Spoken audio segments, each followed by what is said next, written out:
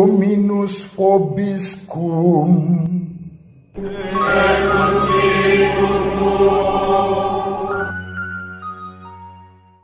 Sahabat peradaban kasih ekologis yang terkasih, selamat berjumpa dalam renungan harian bersama saya Romo Alois Budi Purnomo PR melalui channel ini. Semoga panjenengan selalu sehat, tetap semangat tanpa sabar, dan selalu bahagia kebahagiaan yang bersumber dari Tuhan Allah kita. Mari kita awali perjumpaan kita dengan bersatu di dalam doa. Kita menggunakan Mazmur tanggapan pada hari ini sebagai doa kita pada hari raya Santo Petrus dan Paulus. Dalam nama Bapa dan Putra dan Roh Kudus. Amin. Tuhan melepaskan aku dari segala kegentaranku. Aku hendak memuji Tuhan pada segala waktu. Puji-pujian kepadanya tetap di dalam mulutku. Karena Tuhan jiwaku bermegah. Biarlah orang-orang yang rendah hati mendengarnya dan bersuka cita. Muliakanlah Tuhan bersama-sama dengan daku. Marilah kita bersama-sama memasyurkan namanya. Aku telah mencari Tuhan, lalu Ia menjawab aku, dan melepaskan daku dari segala kegentaranku. Tujukanlah pandanganmu kepadanya, maka mukamu akan berseri-seri dan tidak akan malu tersipu-sipu.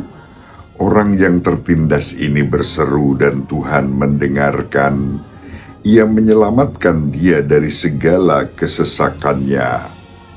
Malaikat Tuhan berkemah di sekeliling orang-orang yang takwa, lalu meluputkan mereka. Kecoplah dan lihatlah betapa baiknya Tuhan. Berbahagialah orang yang berlindung padanya. Kemuliaan kepada Bapa dan Putra dan Roh Kudus, seperti pada permulaan, sekarang, selalu, dan sepanjang segala abad. Amin. Dalam nama Bapa dan Putra dan Roh Kudus. Amin. Sahabat peradaban kasih ekologis yang terkasih, mari kita baca Injil pada hari ini. Injil Matius bab 16 ayat 13 sampai 19. Sekali peristiwa Yesus tiba di daerah Kaisaria Filipi, ia bertanya kepada murid-muridnya, kata orang, siapakah anak manusia itu? Jawab mereka, ada yang mengatakan Yohanes Pembaptis, ada juga yang mengatakan Elia, dan ada pula yang mengatakan Yeremia atau salah seorang dari para nabi. Lalu Yesus bertanya kepada mereka, tetapi apa katamu? Siapakah aku ini? Maka jawab Simon Petrus, engkau adalah Mesias, anak Allah yang hidup.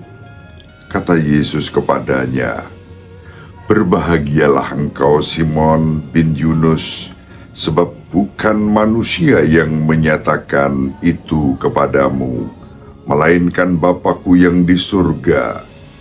Dan aku berkata kepadamu, engkau adalah Petrus, dan di atas batu karang ini aku akan mendirikan gerejaku, dan alam maut tidak akan menguasainya. Kepadamu akan kuberikan kunci kerajaan surga. Apa yang kau ikat di dunia ini akan terikat di surga, dan apa yang kau lepaskan di dunia ini akan terlepas di surga. Demikianlah sabda Tuhan. Terpujilah Kristus. Sahabat peradaban kasih ekologis yang terkasih, hari ini adalah hari raya Santo Petrus dan Paulus, dua rasul besar dalam tradisi gereja kita, gereja Kristus, yang satu, kudus, katolik, dan apostolik. Injil sangat jelas, Tuhan kita Yesus Kristus meletakkan dasar gereja itu di atas Simon Petrus, di atas batu karang ini aku akan mendirikan gerejaku. Sabda itu definitif. Kalau kita bicara tentang hukum di Indonesia misalnya, yang namanya keputusan Mahkamah Konstitusi itu final and binding. More than hukum konstitusi, demikianlah sabda yang disampaikan oleh Yesus, mengikat dan final, bahkan eternal, abadi. Tidak boleh kemudian kita menafsirkannya secara pribadi, semau gue lu peduli apa. Sabda Yesus jelas, di atas Simon Petrus itulah gerejanya dibangun, gereja Kristus yang satu, kudus, katolik, dan apostolik. Kita bersyukur pada hari ini Gereja Katolik di seluruh dunia merayakan iman Santo Petrus yang menjadi dasar bagi gereja, dan Santo Paulus yang menjadi rasul segala bangsa, juga diutus oleh Kristus sesudah Kristus bangkit. Memang tentang Saulus tidak kita baca dalam Injil, tetapi kita membaca dalam Kisah Para Rasul, dalam surat-surat Santo Paulus, bagaimana pertobatan dari Saulus orang Farisi menjadi Paulus, sang Rasul Kristus.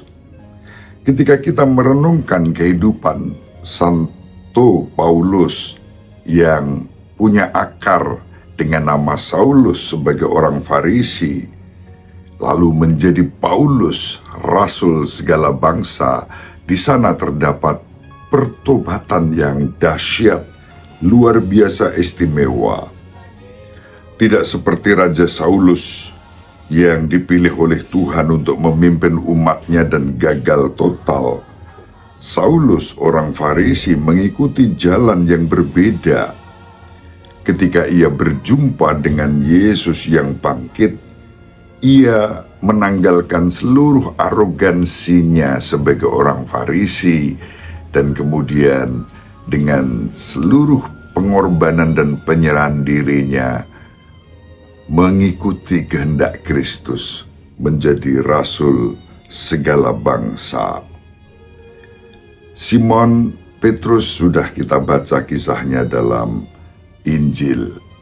Seperti Saulus, kehidupan Simon juga ditandai dengan pertobatan demi pertobatan. Ketika Simon Petrus bertemu Yesus, ia berlutut dan memohon kepada Yesus agar Yesus pergi, karena ia sebagai nelayan tidak layak menerima Yesus sebagai Tuhan. Namun demikian, Tuhan kita Yesus Kristus tetap memilih, baik Simon Petrus maupun Saulus yang berubah menjadi Paulus, untuk mewartakan sukacita Injil dan keselamatan kepada semua orang tanpa diskriminasi. Kehidupan Saulus dan Simon ditandai dengan pertobatan yang kuat. Mereka meninggalkan cara hidup mereka yang lama dan mengikuti Tuhan kita Yesus Kristus dengan cara hidup yang baru. Kehidupan Yesus tidak ditandai dengan pertobatan, karena Yesus tidak berdosa dan tidak perlu bertobat. Namun Tuhan kita Yesus Kristus mengidentifikasikan dirinya sebagai manusia dengan segala konsekuensi akibat dosa. Santo Paulus, Santo Petrus mewartakan Tuhan kita Yesus Kristus yang menjadi penebus dunia. Sahabat peradaban kasih ekologis yang terkasih, mari pada hari raya Santo Petrus dan Paulus ini kita bersama-sama bersyukur karena kita orang-orang yang rapuh, lemah, ringkih dan berdosa ini juga dipanggil dan diutus untuk mewartakan kasih karunia Allah, keselamatan, sukacita Injil yang berpusat pada Tuhan kita Yesus Kristus sendiri. Ibu Maria dan Bapak Yosef selalu mendoakan kita, semoga sahabat peradaban kasih ekologis yang terkasih bersama seluruh anggota keluarga dimanapun berada dibimbing, dilindungi, dan diberkati oleh Allah yang Maha Kuasa, Bapa dan Putra dan Roh Kudus. Amin. Terima kasih, salam sehat, tetap semangat tanpa sambat, selalu bahagia kebahagiaan yang bersumber dari Tuhan Allah kita. Salve, shalom, salam sejahtera, berkah dalam.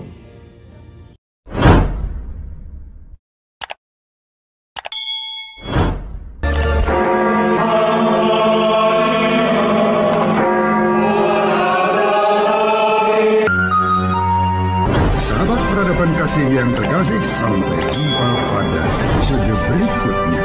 Terima kasih atas kebersamaan kita. Salam peradaban kasih ekologis, berkah dalam.